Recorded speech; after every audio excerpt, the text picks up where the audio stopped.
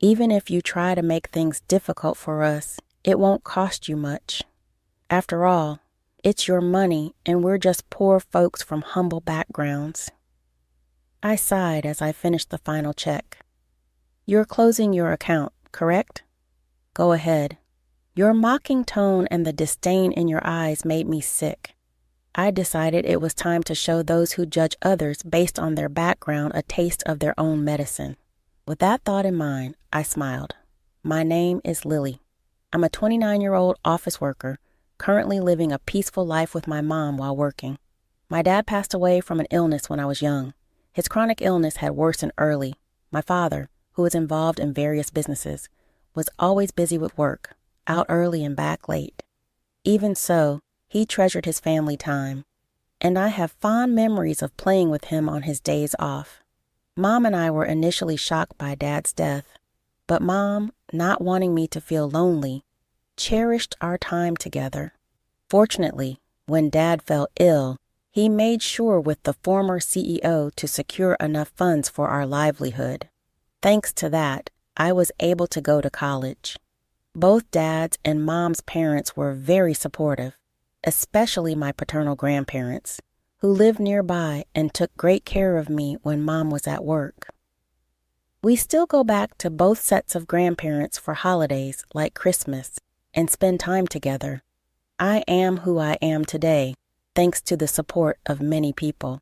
To give back, I went to a national university and got a job at a major company.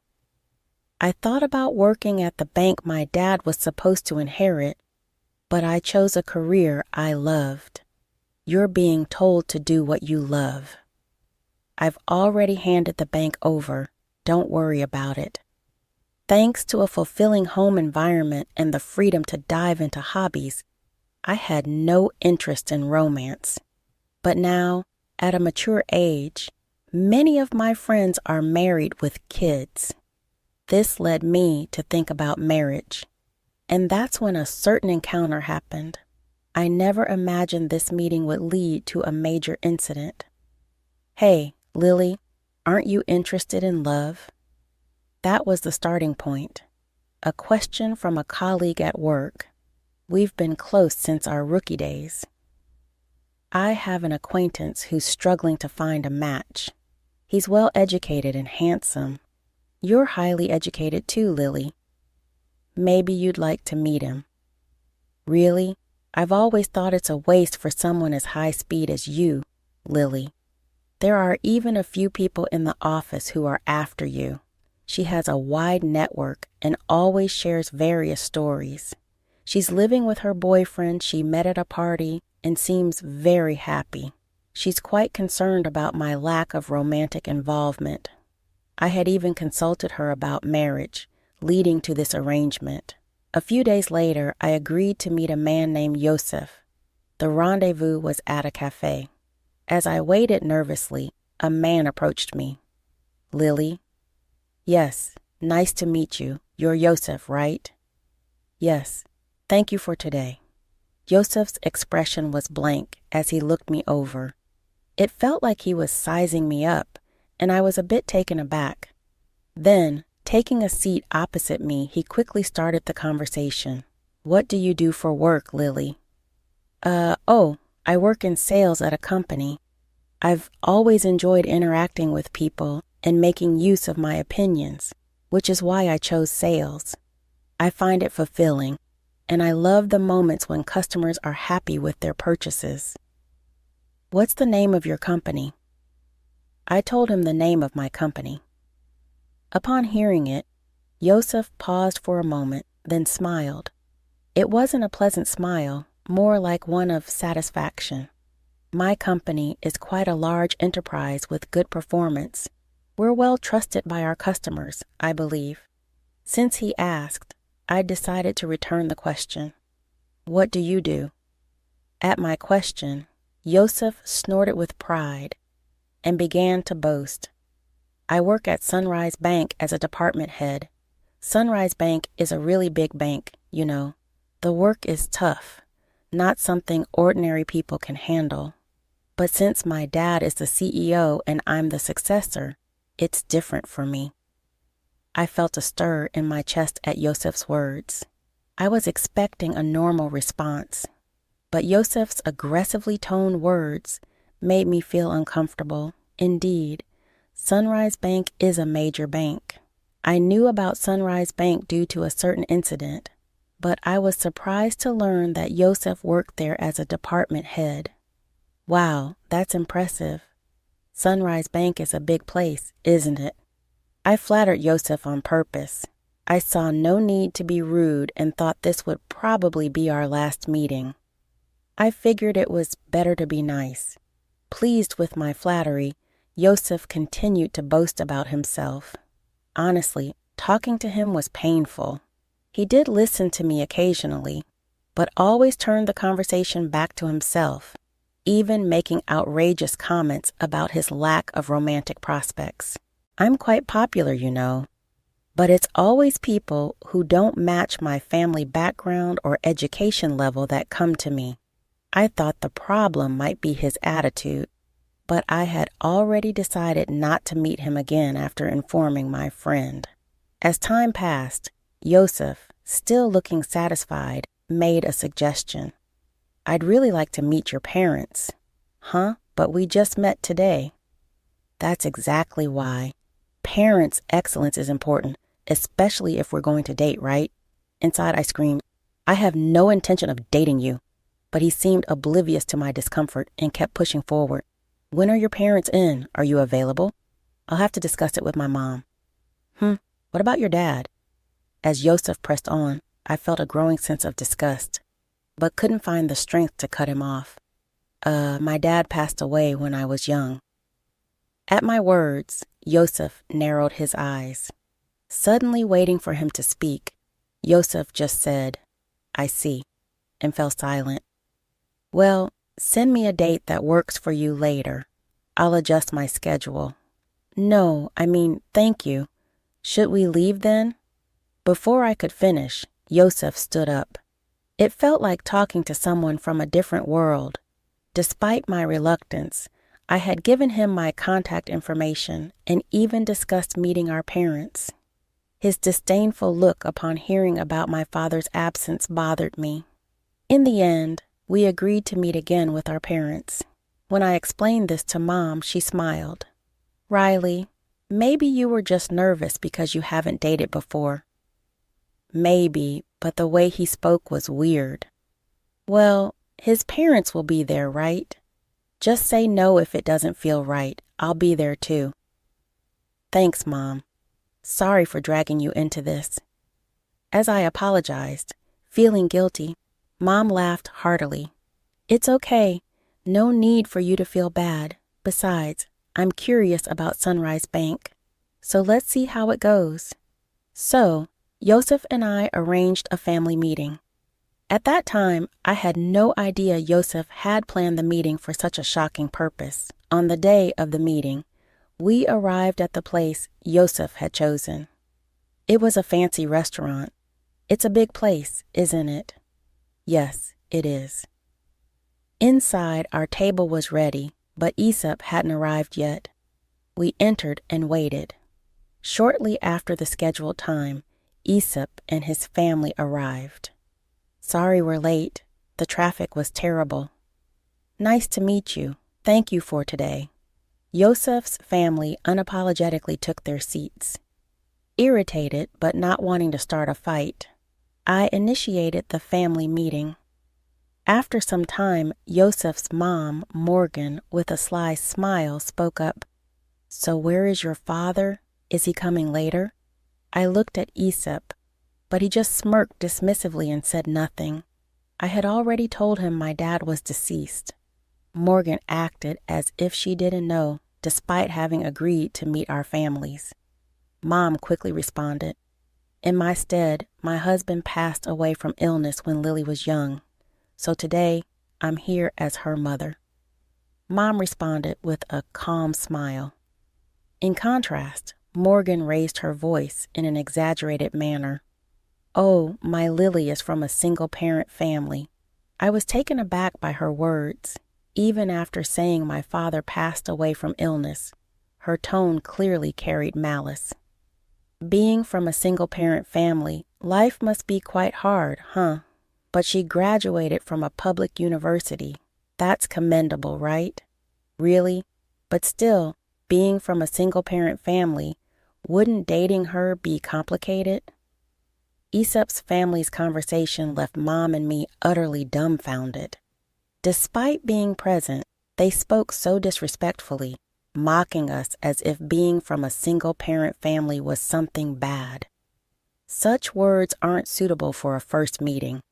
Angered, I retorted in a low voice, "Excuse me, but after Dad passed away, Mom raised me with great care.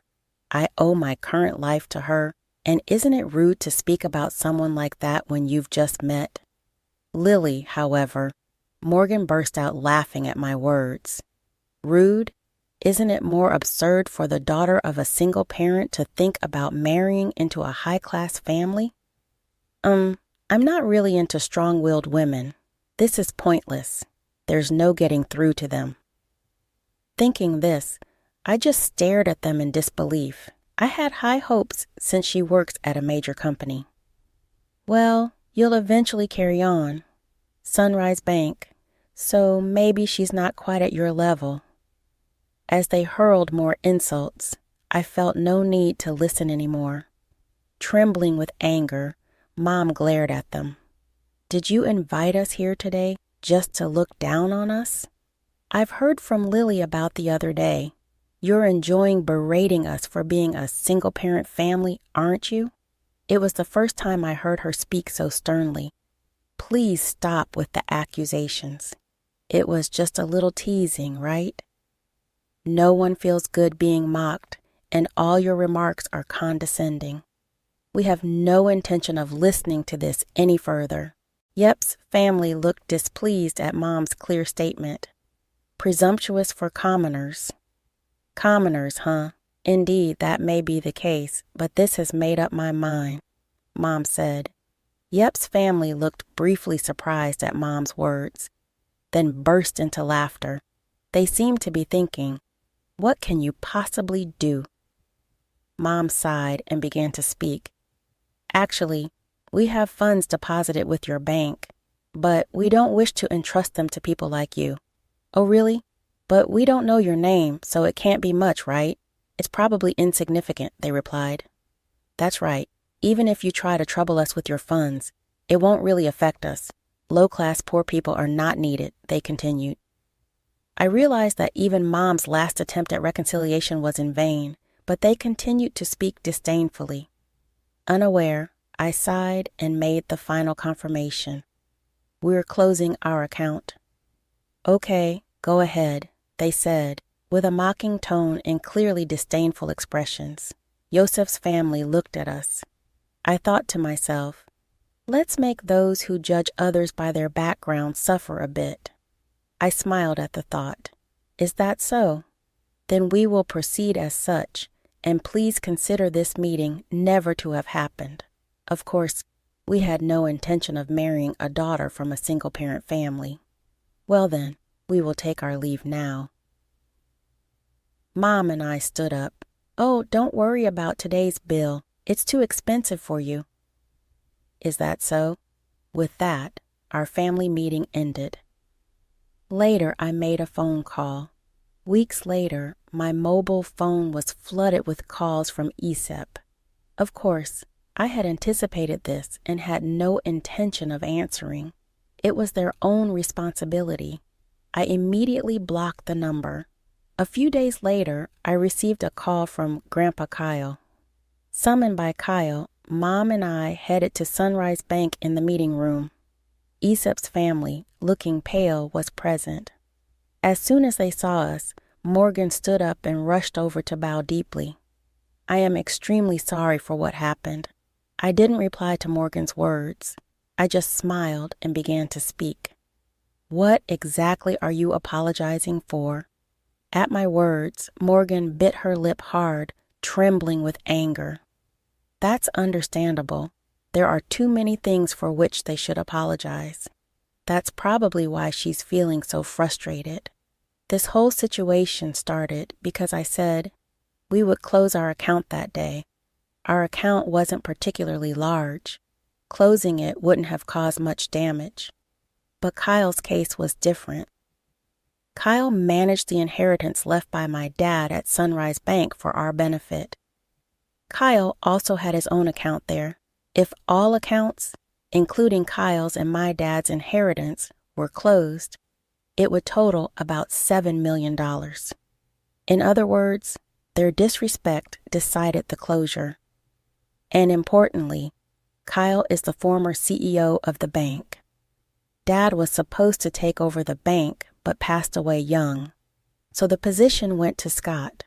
I didn't know that Lily was related to the former CEO. Scott, looking anxious, pleaded as if making an excuse. But that's no excuse. Even if they didn't know, their prejudice against our family is their own fault.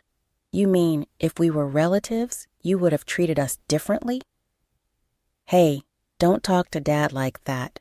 It's your fault for not telling us from the start that your grandpa was the former CEO. I don't have any obligation to tell a stranger like you that. Besides, you were the one who started it and made fun of us. Remember Aesop? Unable to retort to my words, narrowed his eyes in frustration. You insulted me knowing I was from a single-parent family. When I said I would transfer the bank due to insecurity, you told us to go ahead. We just did as we were told. But it's just that. It may be just that for you, but have you ever thought about the feelings of someone whose family has been insulted? Silence fell. Morgan was trembling, looking hopeless, and Scott was hanging his head. But Aesop still seemed unconvinced, his face full of dissatisfaction. Getting all high and mighty just because people talk to you, Aesop remains unrepentant. At that moment, the door to the conference room opened, and Kyle appeared. Seeing Kyle's face got, and Morgan turned even paler, frozen in place. Only Aesop glared at me. Even after giving you a chance to reflect, you're still only thinking about yourselves, Kyle said. It's not my fault. It's her. Watch your words. If you continue, you'll end up even more miserable. Aesop, silenced by Kyle's words, glared at me again. Then, as if resigned, he burst out, "No way. Who would think a single parent's relative was the former CEO? You knew I was the future CEO and came to the family meeting just to mock us." Aesop, be quiet. Kyle glared sternly at Aesop, who was breathing heavily. Future CEO, huh? Kyle then turned his gaze to Scott. Scott shrank even more under Kyle's gaze. I understand wanting to leave the bank to your son, but now that I know his mindset, it's impossible for him to continue as CEO. That's ridiculous. Over something like this? Scott started to retort, but sat down again under Kyle's gaze. You still don't understand that your attitude is the problem. Though I'm retired, the board will decide. If you have something to say it to them. Remember, we recorded the previous conversation in this one. Don't forget that the voice recorder will serve as evidence. I took out a voice recorder in front of the three. Impressed, I played the recorder. It started playing back our conversation from the other day. How dare you prepare something like that? It's unfair. It was just a precaution, but remember, you forced me into this situation. Aesop had nothing to say in return, and their faces turned pale. Thank you. We'll handle it from here, they said.